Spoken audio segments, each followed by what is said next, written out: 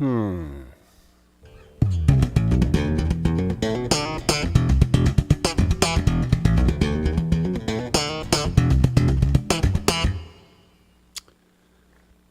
Hmm. Oh.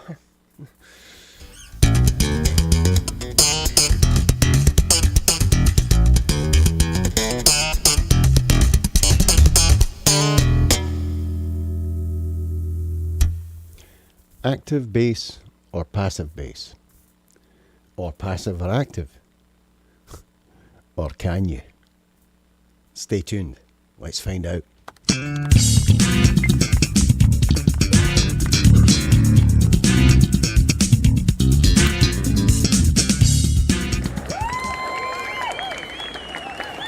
Hey folk. Wow, that cut off really quick. I was expecting a bit more cheer, a bit more in there. Well, that'll do, I suppose, I guess. Yeah, well, welcome to another Luthier's Lair live. Yes, live here from stormy, stormy South Florida. Very stormy today. Yeah, I hope the power stays on for this. It's going to be a lot of fun. We're going to have some fun, right? Guess that confirms it. Yeah, let me bring up my script here, because I just wing this usually, you know. Yeah, I actually do. Yeah, welcome again. If you're joining me on the live stream, thank you very much for joining me.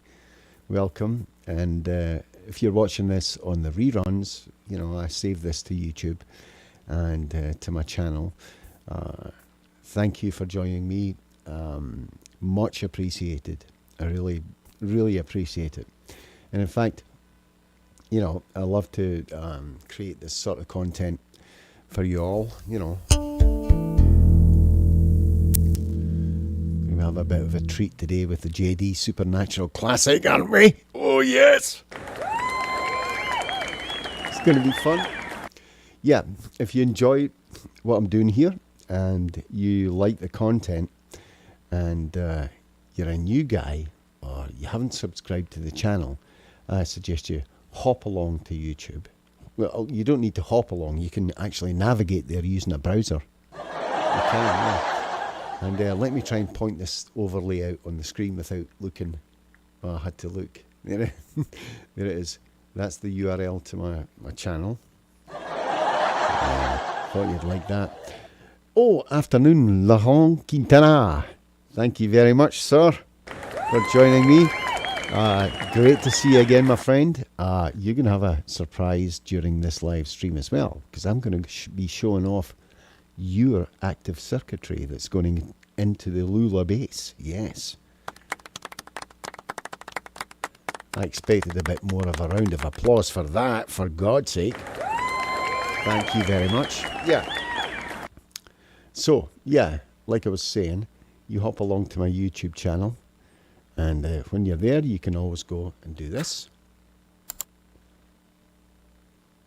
I love that little overlay, it's hilarious. And you can ring the bell notifications of when I upload new content. And then you'll be notified of it, you know, and you can kill yourself later, you know. So yes, that's what to do. Welcome once again to Luthier's Lair Live. It's an honour to be doing this. I love to do this. If you do subscribe to the channel, it helps me out a lot. It keeps this channel going, and all your support is much appreciated. You're all wonderful. Thank you very much for joining me. Yeah. Let's not go overboard now, shall we? Anyway, yeah. So, today's topic is going to be something that has caused a lot of friction, a lot of debate, a lot of angst, and a lot of confusion in the way that you approach buying a new bass or getting a bass built for you, which I do. By the way, I can build one for you. I can. I'll build one. Right? Keep watching. And yeah, what choices do you make, and what is the difference between active and passive? I mean, what's that all about? You know, active, passive? Well, we're going to be having a look at that. But as this live show goes on in weeks, in the months to come, as it develops, I'm going to be bringing on some guests. Yeah. Don't laugh. Cheer. Or I should press the right button, right? Yeah. Going to be bringing on some guests. I'm putting the feelers out. So if you ever want to end your career, come on my show. Yes. No, actually. It'll be great fun. I'm going to have... it will be both luthiers and players alike. So, you know, I don't discriminate. You know, that's not my job. So... really, it's going to be real fun going forward, but I think this broadcast is going to be a good one, a really good one, because we're going to answer some questions and try and unmuddy the water with regards to active and passive bass. Now, bonjour, Celine. Thanks for joining us. Thank you very much for saying hello. Cheers. Yeah, awesome to have you both here. Fantastic people. Awesome people. Oh, by the way, this is a segue, right, into this. I have to show you something. Before I go any further, I'm going to explain this bass in a little minute, but hold on.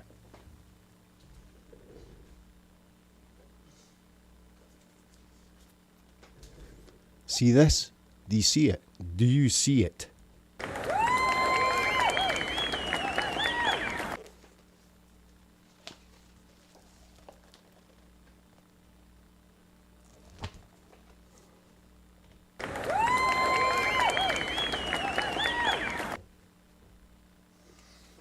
That was a gift to me from Lair in France for my birthday.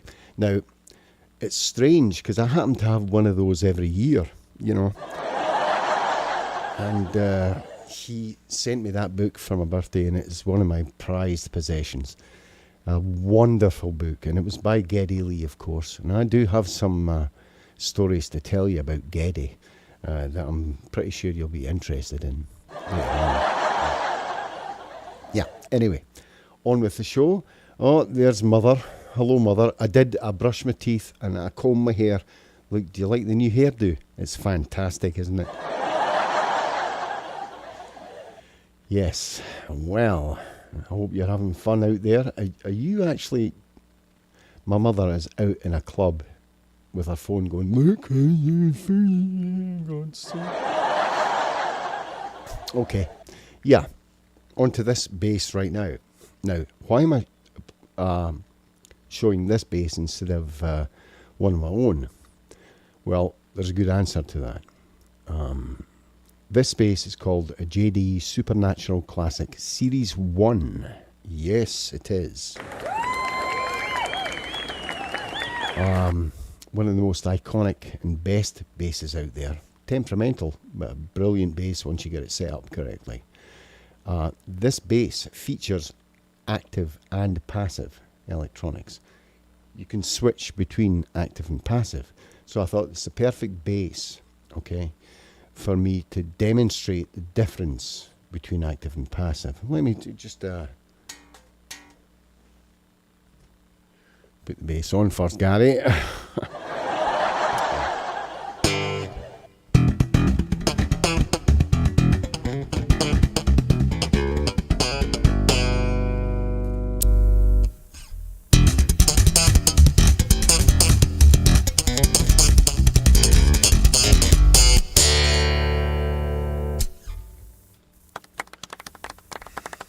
Thanks very much. Do you hear the difference there? I'm going to explain that difference at length. And I'm going to show you pickups. I'm going to show you harnesses. All these terminologies will be explained as we go along. It's going to be fantastic fun. I have a selection of pickups to show you, builds I'm currently doing, stuff like that. It's going to be fantastic. Now, So, look, let's briefly describe passive,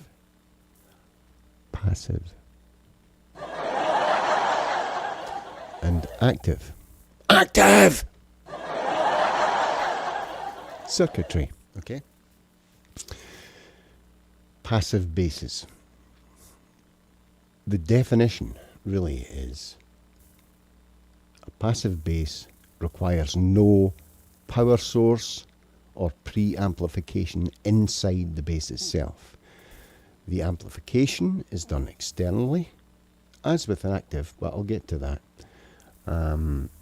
Tone shaping is done externally, everything else. Okay? Active, you might imagine, is done differently.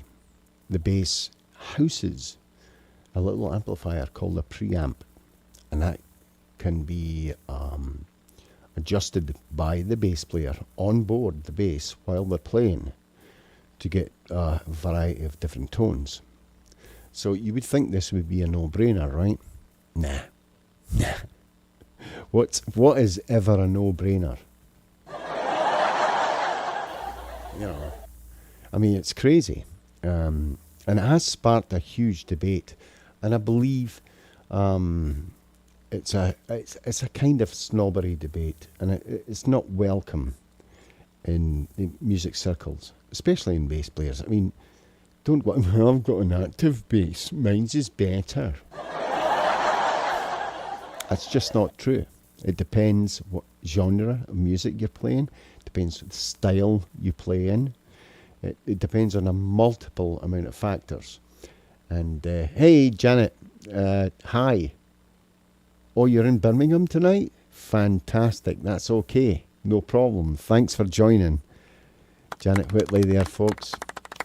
I'm going to be mentioning Scott, actually her husband, later on. Because if you want to play stuff like, you know...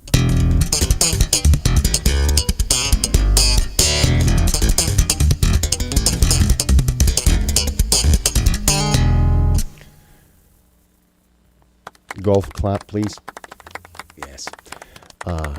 Don't come to me for lessons. Go to Scott Whitley. Now, I'm going to actually plug him now because Janet's on. She's been nice to drop by. That's S-K-O-T-T space W-H-E-T-O-E-Y space B-A-S-S space L-E-S-S-O-N-C.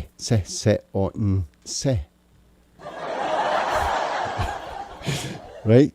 Scott Whitley bass lessons. You type that into Google, you go right to his... He's right there. He's done his SEO research very well, yes. It's right there. You click on that. He's the guy to teach you all this crap that I'm doing right now. He's much better facilitated to do it.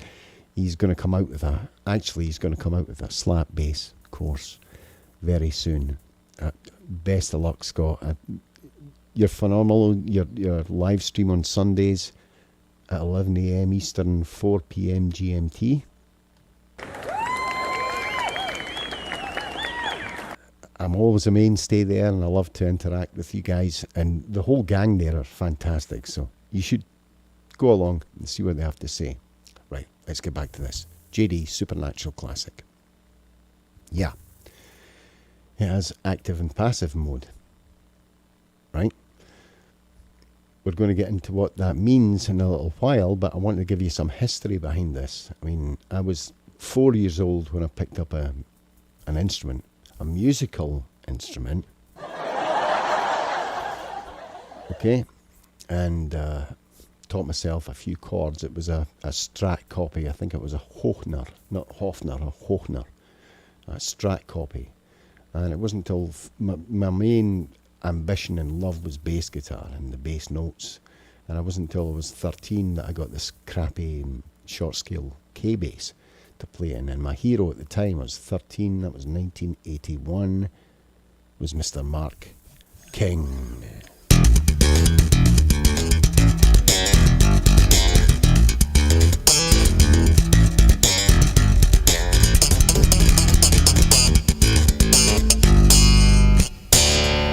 You know, Mr. Mark. Thanks again for the golf clap. And, yeah,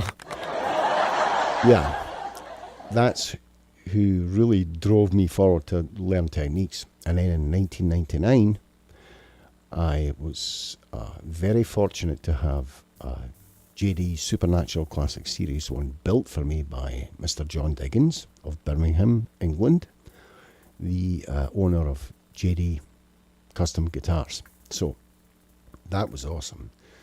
And the first time I saw Mark play, he had this, it was this bass. Oh, this is a replica of it. He had this bass, and shout out to Nick Smith, by the way. Nick actually bought that bass that I watched Mark King play. Nick had that bass. He had it.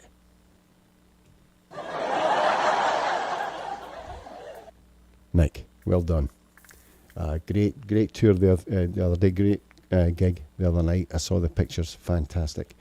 Yeah, so the point is, this bass can go between active and passive, and it's great for demonstrating for this video. So I'm going to now go into active bass circuitry and what that entails and why it's different from passive. And yeah, you guys, thanks so much, guys. Yep, you're welcome, Scott. Thanks very much. Right, let's go into, I've described passive, okay, very basically. Active basses require an onboard power supply in the shape usually of a battery, a 9-volt battery. Some basses operate at 18 volts. The SNC here, Supernatural Classic, for those of you who are not inclined to be shorthand. Yes, it's 18 volts. It's powered by 18 volts. Now, why am I sticking batteries in this? Well, inside this bass is a bunch of circuitry called a preamp, or a preamplifier. What the preamplifier does is it does a lot of stuff like low pass, high pass, band filtering of frequencies. What does that mean? You can be selective about the tone right on board the bass. You don't need to go to your amp and squiggle about, or fart around with with foot pedals and stuff like that. You get a really good sound out of the bass just with it on. That's one of the pros, of active bass. And there's a lot of pros and cons. I would like to go to a little description here that I wrote up earlier, because I couldn't remember everything, And, I would say that, both of them, active and passive, have, their own sets of pros and cons that you have to consider before you're actually going to purchase a bass. What's your role in the band? Or are you a soloist? Or do you play mainly, stuff like... put this in the passive mode.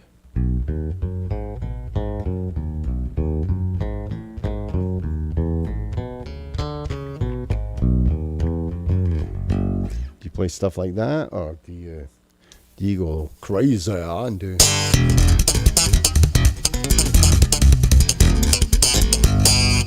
Do you do stuff like that? Do you want the bass to cut through the sound that the band is already playing? Are your band members agreeable to that, Do you want to stamp some egos, It's all that. It depends what genre of music you're playing, your style, the way you want the note to sound, okay? It's very important, okay? Downside to passive basses, well, like I said, they're harder to control because the control's all external. You'll get a tone of a passive bass that you can adjust marginally on board. With an active bass, you have all the control at your fingertips. Now, active basses are usually more expensive because the electronics inside are more expensive to produce. that's coming down, and I'm going to show you a couple of examples of active circuits, and I'm going to show you actually a P-base harness. You'd be surprised to see what's inside your P-base if you have one.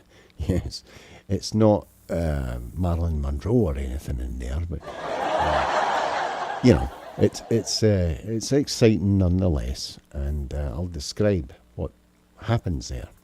So before I go on, just having a look here. Hey Phil, thanks for joining me, Phil Bress from France. Thank you very much, my friend, for joining us. Good to see you, my friend. Good videos, by the way, on YouTube. Keep it coming. Keep it coming. I expected more than a golf clap there. Come on. Right. Yeah, so where did I leave off? Oh yeah, that's right. So we've got the descriptions of what we're going to talk about. I'm going to go much more in depth in this. We'll start with passive, okay? But first off, I really want to share something with you today. But on my hours and hours and hours of research into stuff, you know, bass stuff, I discovered something really weird. Yeah, really weird. So, in my documentary voice, I'm going to introduce to you something really weird. It's the story of Angus Torag, the Luthier, and his experiences when he tried to make a bass. Introducing to you today, folks, Luthier's Lair, Tales of the Really Weird, the Butterfly.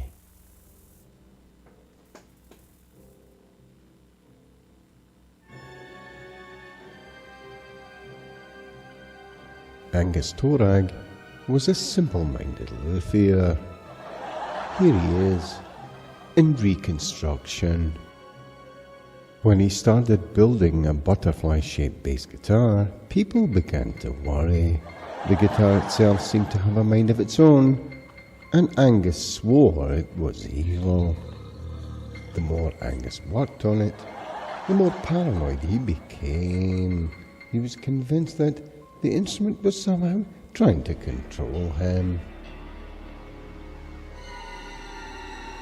Eventually, Angus snapped. He went completely insane and started bludgeoning people with the butterfly bass guitar. The police tracked him down and he was sentenced to the electric chair. Even after Angus's death, the evil power of the butterfly bass lived on. The instrument seemed to have a will of its own, and it continued to terrorize and kill anyone who dared to play it.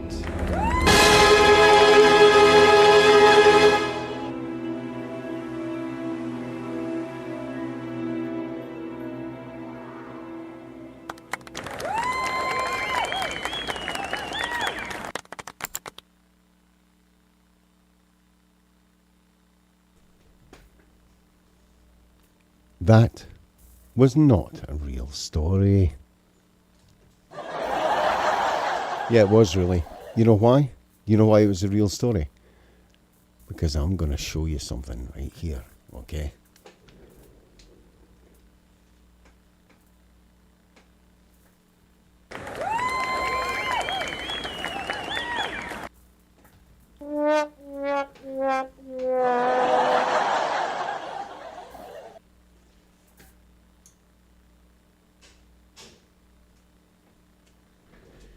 There it is, Angus Torag's butterfly bass. And don't worry, it has served its time, it has done its time, and it's thingied to humanity, whatever the phrase is. And it's really not a threat at all. It's behind me and it's... Nah, I'm just joking. Do basses have souls? I don't know. I know shoes have souls. Anyway, let's get back on topic now. Let's get more in depth into passive basses, okay? I'm actually gonna turn off the JD right now, and I'm gonna show you what is in your P bass. Yes. What is in your P bass? Have you ever wondered? Apart from rats and stuff and Marilyn Monroe, like I said earlier on. Well, here it is. See that? That's what's in your P bass. See? That's it. It's called split P. Split P pickup. Okay? It really acts as one pickup. It's connected in series. These are two coils inside here, wrapped around magnets. And we're going to get onto that theory in a little minute. We have a volume control potentiometer here. We have a tone control potentiometer. And it has a little green thing on it. I don't know if you can see that. There's a green thing on it. That's called the capacitor. Okay, capacitor. Capacitor. And of course, the output jack. And this lead here is called the bridge ground. What happens is a hole goes through the body and connects underneath the bridge. And that's for grounding the instrument, which we will go into later. That is a classic passive setup. As you can see, there's no where to connect batteries here. There's no power or anything. So how do you actually get a sound out of it? Well, let's demonstrate. Let me get rid of this piece of junk. I mean, beautiful piece of... No, love P basses. You all know I love P basses, right? What happens is when you strike a string, and let's put the JD on here.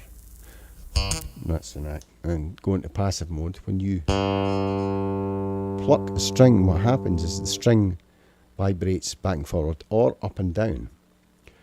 And it creates what's called a standing wave. Instead of like a sinusoidal wave that you would think of. Sorry, I'm getting jargony again. I wish I wasn't an engineer, I'll tell you.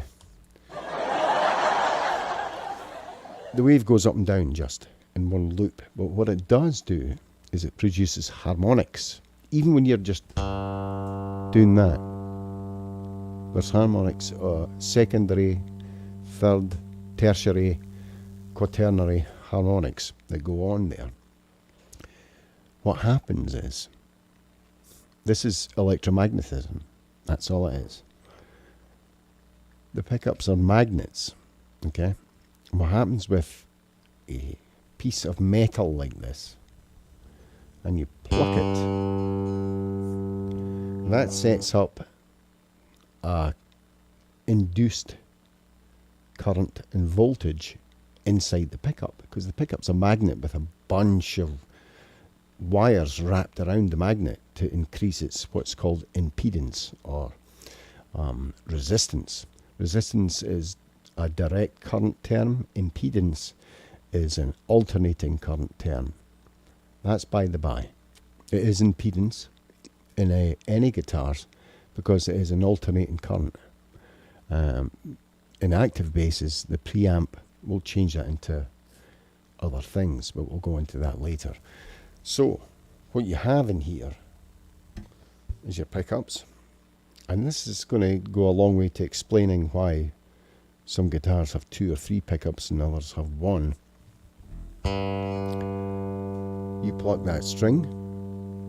What happens is you get a moving magnetic field inside the pickup that creates current. Or it's called a transducer, actually, is the technical term for a pickup. So it creates an electrical current, and that current is output through the jack here and sent to the amplification. in a passive bass. Now, why do you have more than one pickup on a guitar? Well, in a P bass you have that one pickup that's like near the center of where the neck ends and where the bridge starts. So it's about here really, the P bass pickup. That's the optimal node for picking up a standing wave harmonic. You'll get probably a much more purer note from a P bass than any other bass. What the back pickup and the bridge pickup and the neck pickup do in two pickup bass guitars is the bridge pickup will pick up nodes or harmonics from the pure note that you pluck on a bass, and it will amplify that.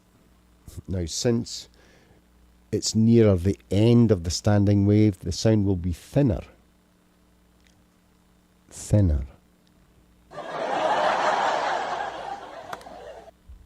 At the bridge pickup, and it will be fatter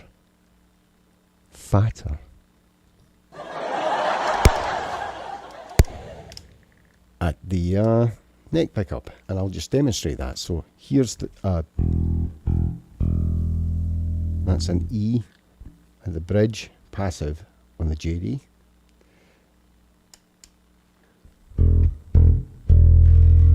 and that's an E on the neck pickup on the JD. You notice how much richer and warmer it is? It's because the signal is much stronger, because the node of vibration of the string is greater near the neck than it is at the bridge. So when Mark used to play in the early 80s and stuff, he would be almost always back pickup. So you get the passive or active sound. Now I'm going to switch that to neck, and you'll hear the difference. Passive. Big difference, right? Active. But you see how the active is much brighter than the passive. Well, that's onboard shaping that does that. I will show you excuse me, a passive jazz bass harness right now. But before I do, I'm going to have a look at the comments here. Yeah, like the Smurf hat and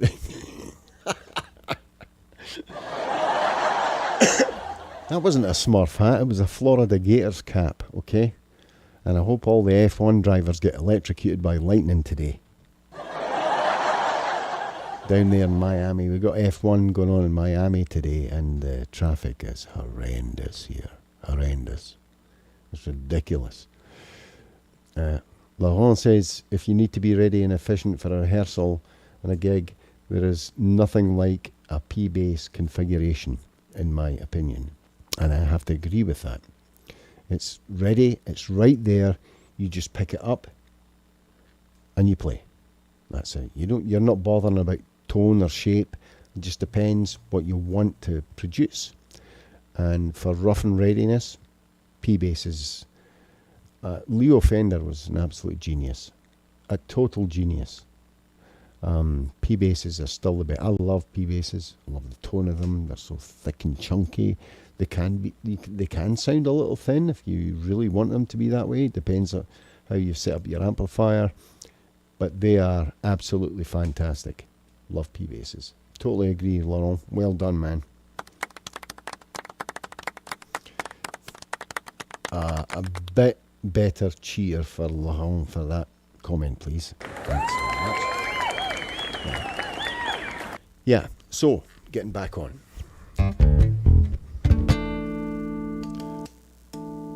I was going to show you a jazz bass harness. This is a passive jazz bass harness. You probably recognize it, you know, because there, you know, the old jazz bass stuff. And as you can see at the back there are 3 potentiometers and 1 output jack. One of the potentiometers, there you go, has the capacitor on it, and I'm going to tell you what that's for. That's the tone potentiometer, the tone control. Now, while you've got this control here for the bridge pickup, which increases the volume by reducing resistance to the current flowing through it, therefore you got more current going through and you get a louder signal. That's the bridge volume. This is the neck volume. And this tone control has a capacitor across it. That creates what's called an RC circuit, and it's basically what's called a low pass filter. What does that mean? Well, it filters out certain frequencies, lower frequencies, high frequencies. When you get into wiring a guitar and stuff like that, you'll get two values of capacitors. They're 0.47 microfarads and 0.22 microfarads. The numbers assigned to the capacitor indicate the value, of course, 0.22, 0.47. Okay. A 0.22 capacitor will retain more high frequencies than a 0.47, which means you'll get a brighter tone on there. Okay, irrespective of what the pickup is, you'll get a brighter tone. 0.47, you get a little warmer, darker tone, but you'll still get brightness. Okay, that's fine. So, how does that relate in a passive sense to the pickups? Well, like I said, pickups are transducers, and they will produce a current when you pluck the string, passive or active. With a passive bass, the sound does not get processed, hence the term preamp in an active bass. It goes straight through to the output where you shape your sound using effects pedals, amplifier settings, stuff like that. Right? Very quick and easy to set up. You plug in, you've got a volume and tone generally. Two pickups, you've got two volumes and a tone. You just go. You just go. Other bass players prefer active. Active. Now I'm going to show you right now a lovely piece of kit. Let's see if I can get it. See if I can get this one. This active harness is going to go into a bass that I'm making currently for Lair, Quintana, France. Lair. Here, yes, here is the circuit that is going to go into your bass. Actually, tomorrow, I'm going to be assembling it. What have I got here? Well, I've got my output jack, as you can see. I got a battery clip there, though. But look at this. Look at that array of goodness in there. Isn't that gorgeous? And look at the pots. The pots are called stack pots because I have so much more options using a preamp. Okay. And much more options using a preamp to shape the tone of the note and the output current and voltage that ultimately goes to the amplifier. That is what an active bass does, but it requires power for the preamp that's on there, and this is just a beautiful piece of kit. I use a company for my jazz basses anyway.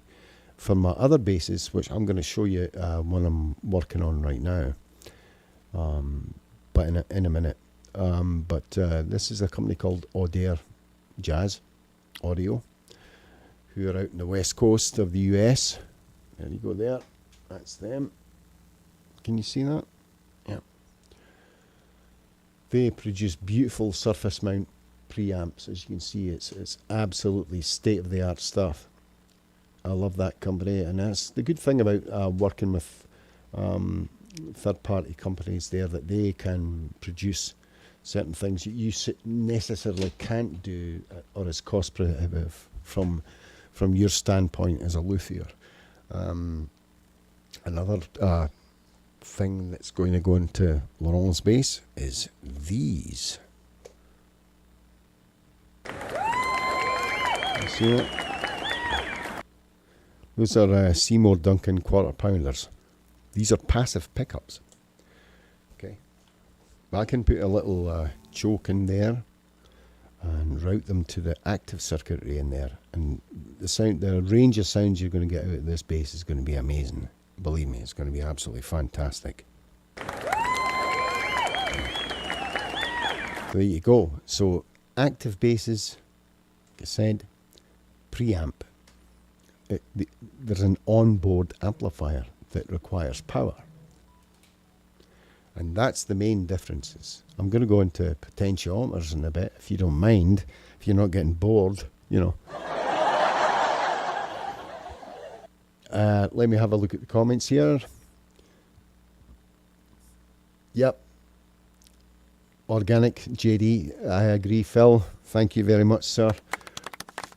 Paul, keep up the great work. Thank you very much for your support, Paul. Yeah, that's cool, isn't it, Lil? It's going to be so awesome. Yeah, Phil, the jazz bass active circuitry I just showed you is 9 volts. It can be switched to 18 though for extra, you know. It supports both, but I prefer generally to go with the 9 volts because, you know, it's a pain in the ass getting 2 9-volt batteries, you know what I mean?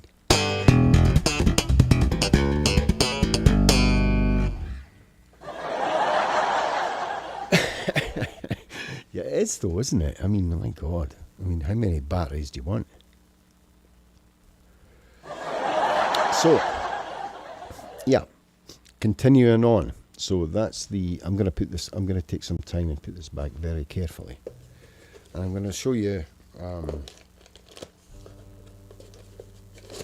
another build I'm working on. This is for my stock. It's a Gas Bass Falcon Series 2 Deluxe model that I'm making right now.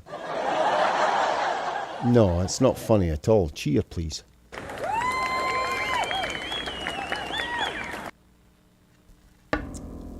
Oh, here it is. The body is in the process of being polished right now. Thanks very much for that huge round of enthusiasm. And as you can see, this is different from the other Falcons I make. You'll see a Series 1 up there, and I use they're actually ceramic lipstick pickups in them, which have a huge, brilliant single coil response. And I'm going to go into pickups in a minute if we've got time. My God, I better get a push on now. Whoa, I don't have time to discuss everything I was wanting to discuss. Well, we can continue it, that doesn't matter.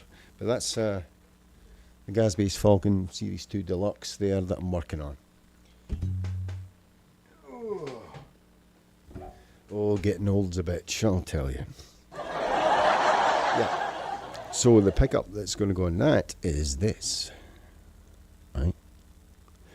This is a dual coil, slim soap bar pickup.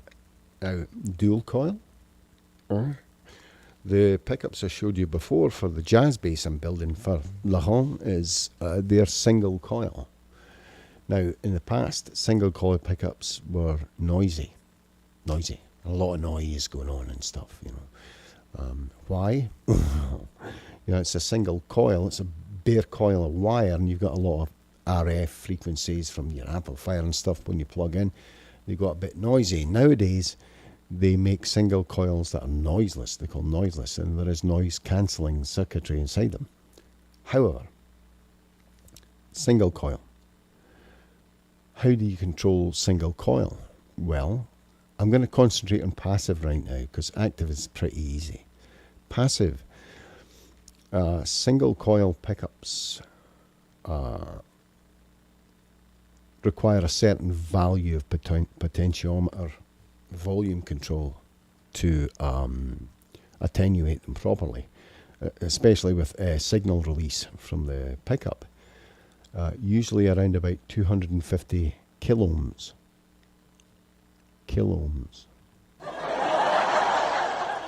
If you don't know Ohm's law, that's okay. It's called 250K, okay? You'll see that a lot. You can go up to 500K for volume and even tone if you have the right capacitor on the tone, like we discussed earlier. Let's concentrate on volume here. 500k pot will give a brighter sound. Okay, the output impedance is higher, so you get a brighter sound.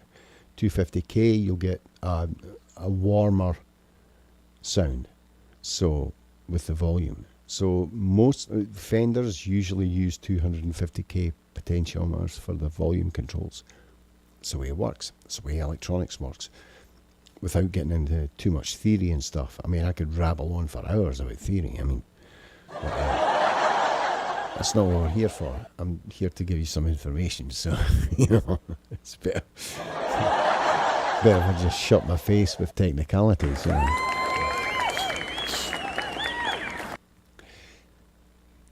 So why don't we use, actually in active circuits you use 25k potentiometers, which is like a tenth of the resistance. Why is that?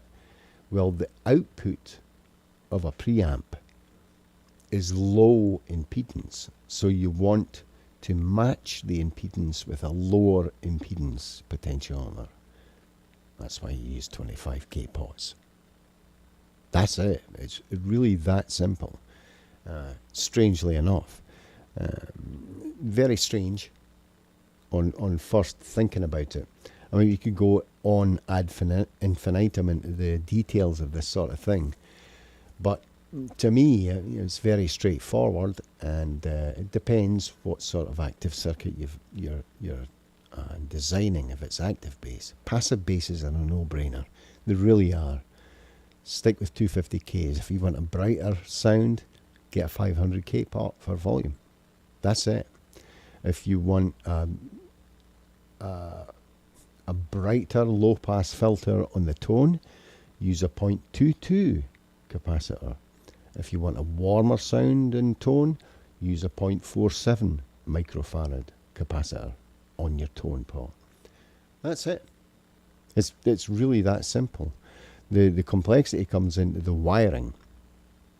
Okay, like I said earlier, I'm putting single coil pickups into Lahon's Lula bass, but with my Falcon Deluxe bass, I'm using a dual coil pickup. Why is that important? Well, instead of one coil of wire around magnets inside that pickup, there are two coils of wire around magnets in there. It's called a humbucker. And why is that called humbucker? Well, because it bucks hum. That's what it does. It's a term used to reduce noise. What happens is the coils are wound. Pickups are just windings of wire, like 3,000 or 4,000 winds usually. The more winds you have, the fatter the sound. The less winding you have in a pickup, the thinner the sound. With humbuckers, there are two coils, and they're wound in the opposite direction. The good thing about humbuckers is you can connect them together, two coils together, series, which gives you a higher impedance or resistance and a much oompier sound, or you can wire them in parallel. If you know Ohm's law, you put resistors in parallel, the resistance goes down, impedance goes down, and you get a thinner sound, right? And that's the way it works. That's simply it. And by having the coils wound in opposite directions, any RF noise in there gets cancelled out.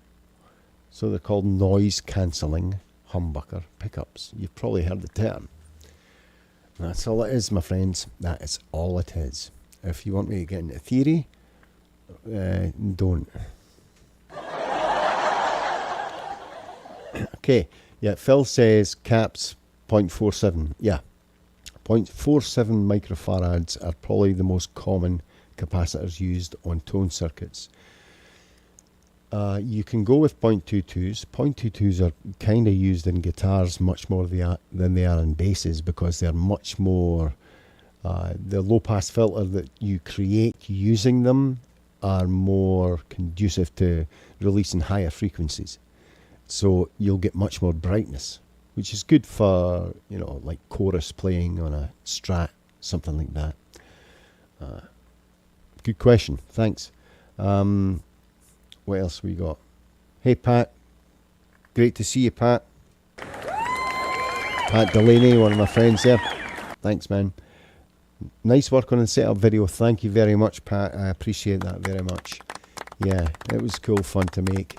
I have a bunch of them up there as well through the ages, and you can actually see the way my philosophy has kind of changed to setup over the years.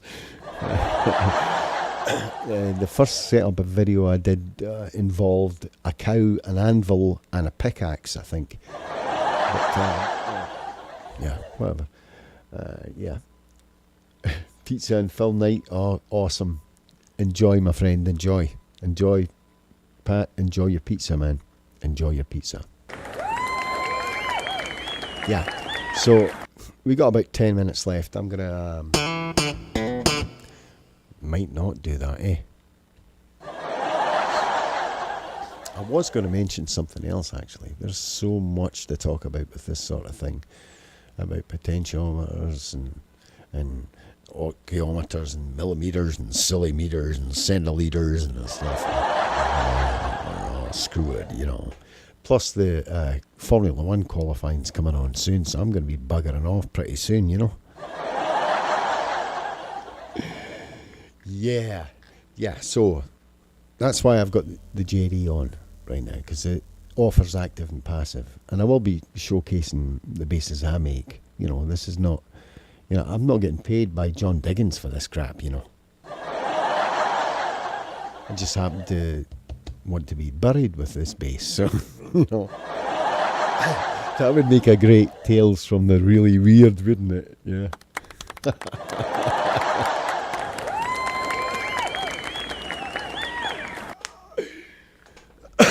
God, I just thought of that. Anyway.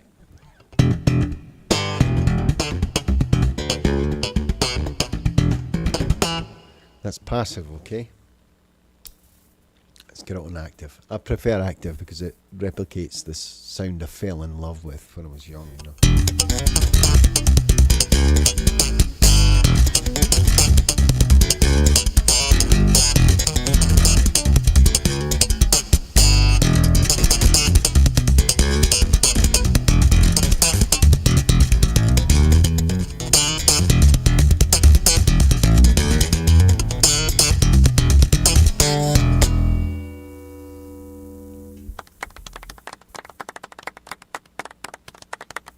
Booyah. Yeah. So, just before we go, yeah, Mr. Pink, yeah.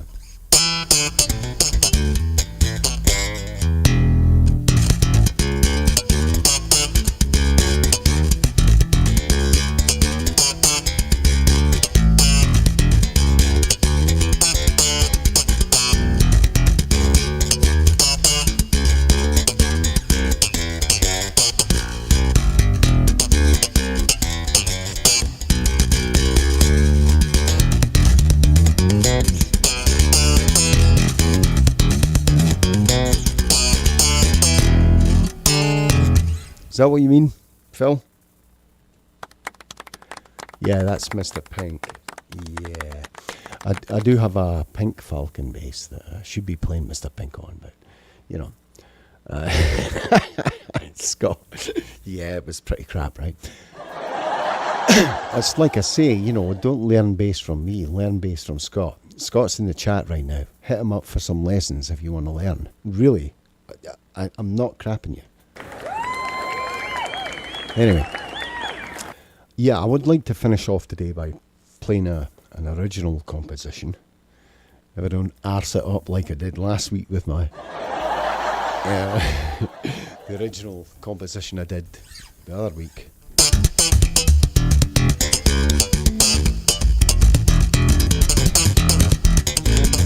That wasn't it, by the way. I'm just messing around.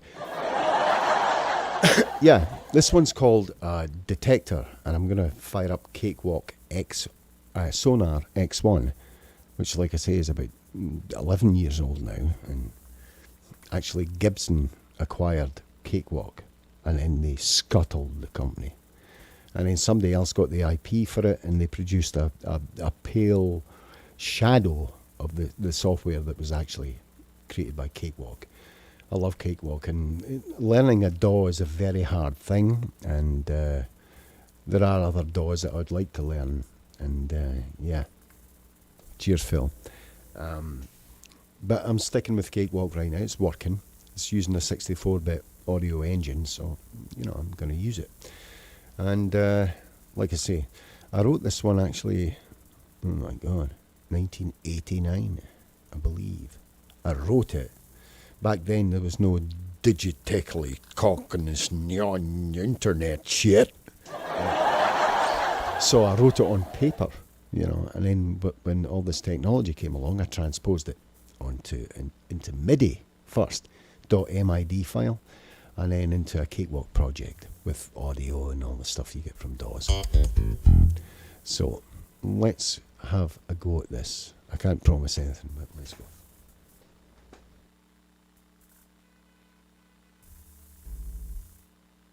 Haven't started yet.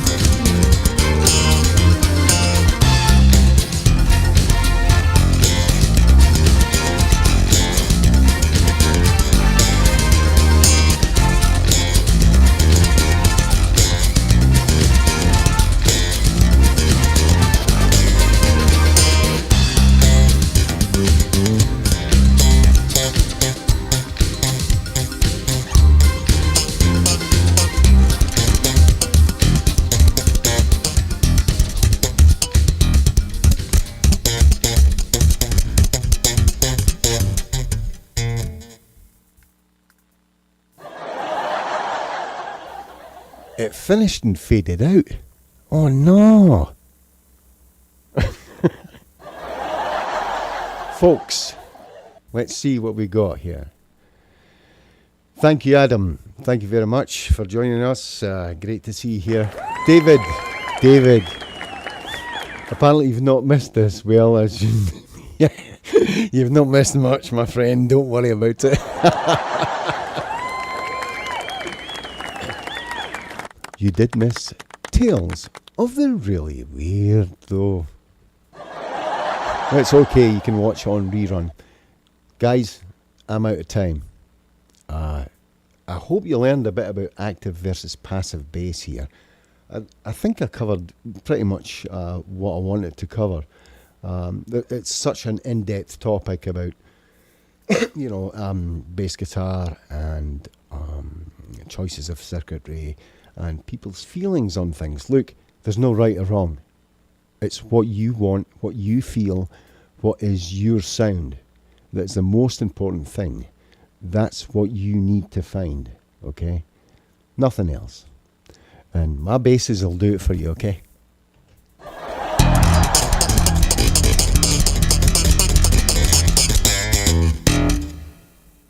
Stay tuned for next week, and I'll catch you later.